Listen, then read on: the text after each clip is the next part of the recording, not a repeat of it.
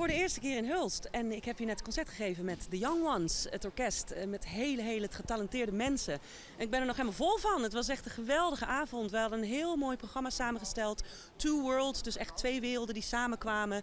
Verschillend repertoire, klassiek, pop, echt alles ertussen. En ik heb er ontzettend van genoten.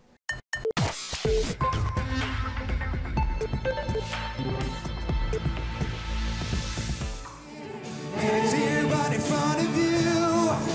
This is where you want to be. Where it's covered in all the colored lights. Where the runaways are running at night. Impossible come true. It's educating you. This is the greatest show. Welke solisten komen uit twee verschillende werelden. Dat hebben we natuurlijk gedaan gevonden met Maria Fuselier en Tommy Christian. Een beetje pop en echt wel opera, zeg maar. En dat gecombineerd, dus dat geeft een leuke bonte mix. This could be love because I've had the time of my life. No, I never felt this way before. Yes, I swear it's the truth. And I owe it all to you, 'cause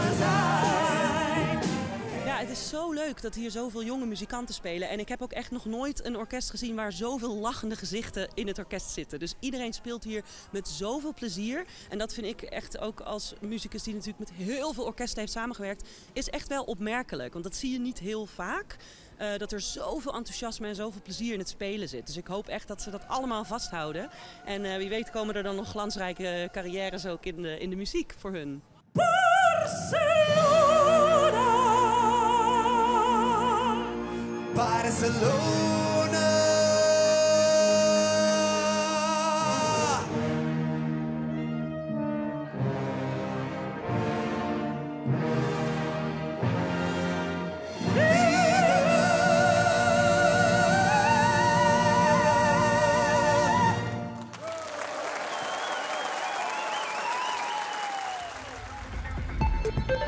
Thank you.